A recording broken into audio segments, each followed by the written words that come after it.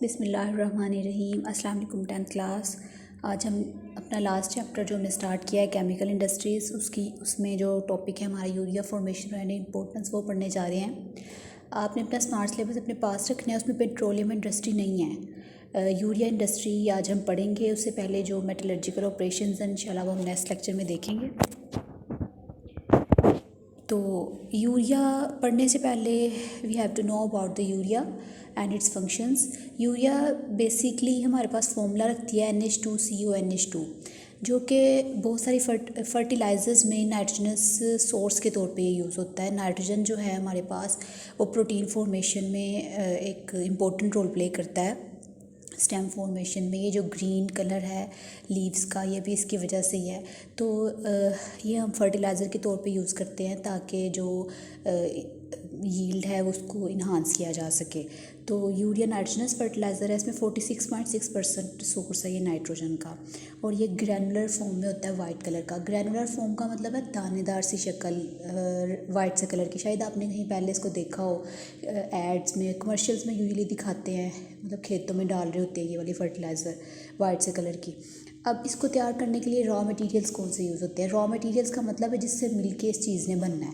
तो basic raw materials इसके दो हैं, अमोनिया और कार्बन डाइऑक्साइड। अब अमोनिया एक रॉ मटेरियल तो है, लेकिन रॉ मटेरियल को भी तैयार करने के लिए हमें हैबर्स प्रोसेस है। एक साइंटिस्ट था जिसने ये प्रोसेस, इकोनॉमिक प्रोसेस जो है वो डिस्कवर किया था।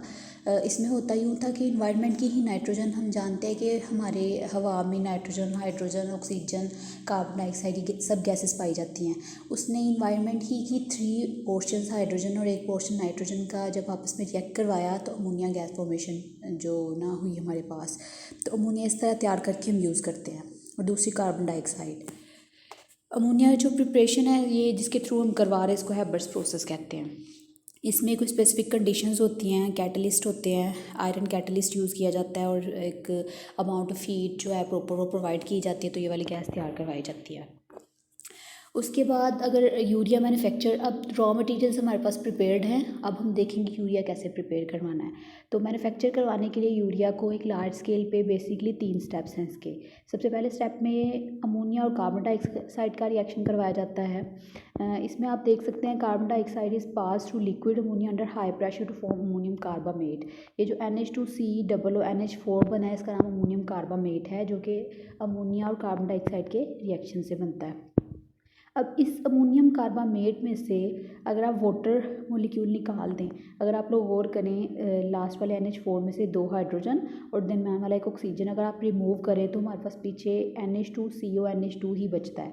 मीन डिहाइड्रेशन करवा के हम यूरिया बनवा सकते हैं। तो इसलिए हम क्या करते हैं, हम इसको हाई जो हीट है, लार्ज अमाउंट ऑफ स्टीम की प्रेजेंस में, स्टीम भाप मतलब जो है ज़्यादा टेम्परेचर के साथ जब हम इसको इवेपोरेट करवाते हैं तो with the help of steam, तो ये डिहाइड्रेट होकर हमारे पास यूरिया बना देता है। ठीक।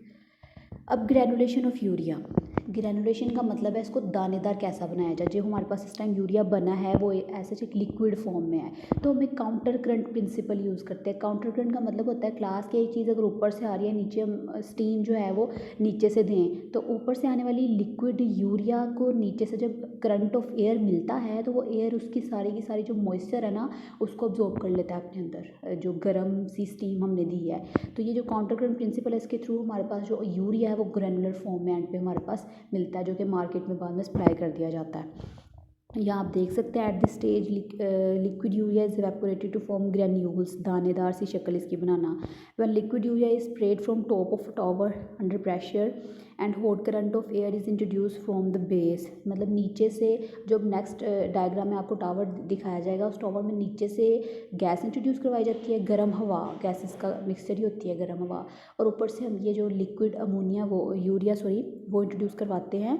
तो इस काउंटर करंट प्रिंसिपल से सारे का सारा इसके अंदर जो मॉइस्चर सा है वो निकल जाता है और ये सॉलिड फॉर्म में आ जाती है। ये आपके पास फ्लो शीट डायग्राम है urea. Flow sheet diagram class important होती है, आप इसको ड्रॉ अगर अच्छे तरीके से करते हैं तो इसी को देख के उनको आइडिया हो जाता है कि स्टूडेंट का ये जो सारा कॉन्सेप्ट है ये क्लियर है। इसमें आप देख सकते हैं first of all ammonia which is in liquid form, उसको और कार्बन डाइऑक्साइड को रिएक्शन चैम्बर में जब रिएक्ट करवाया तो हमारे पास यूरिया बन गई, अमोनियम कार्बामेट बना। उस अमोनियम कार्बामेट को जब स्टीम दी गई तो इवेपोरेशन हुई उससे, ये ऊपर वाला जो एरो साइन है वो इंडिकेट कर रहा है कि कार्बन डाइऑक्साइड, अमोनिया और वाटर जो अनरिएक्टेड है वो निकल जाते हैं। तो इसके बाद यूरिया फॉर्मेशन हो गई। अब इस यूरिया को ग्रैनुलेटर वो वाला चैम्बर क्लास जिसमें अभी अभी मैं आपको एक्सप्लेन करके आई कि ऊपर से यूरिया इंट्रोड्यूस करवाते हैं, नीचे से हॉट एयर इंट्रोड्यूस करवाते हैं, तो हमारे पास ग्रैन्यूल फॉर्म में वो आ जाती है। ये फ्लो शीट डायग्राम है। इसके बाद ये इस फॉर्म में आ गई है यूरिया के, इसको स्टोर किया जा सके और मार्केट में सप्लाई किया जा सके। ये तो हमारी मैन्युफैक्चर कंप्लीट हो गई, जो कि हमने बेसिकली 3 स्टेप्स में देखी कि कैसे हमने अमोनिया और कार्बन डाइऑक्साइड को रिएक्ट करवाया तो अमोनियम कार्बामेट बना, अमोनियम कार्बामेट की डिहाइड्रेशन करवाई तो यूरिया बन गई, फिर इसको ग्रेन्यूल फॉर्म में ले आए। अब इसकी इंपॉर्टेंस क्या है?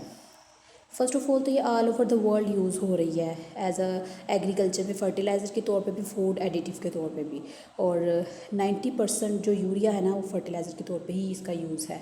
इसके अलावा बहुत से केमिकल्स और कंपाउंड्स बनाने के लिए रॉ मटेरियल के तौर पे भी यूज़ होती है। एक्सप्लोजिव धमाका खेज मवाद में भी ये जो हमारे पास है यूरिया यूज़ होती है। इसके अलावा ऑटोमोबाइल सिस्टम में ये NOx basically x represent here the oxides of nitrogen, NOx oxides of nitrogen like NO2, NO3 and NO।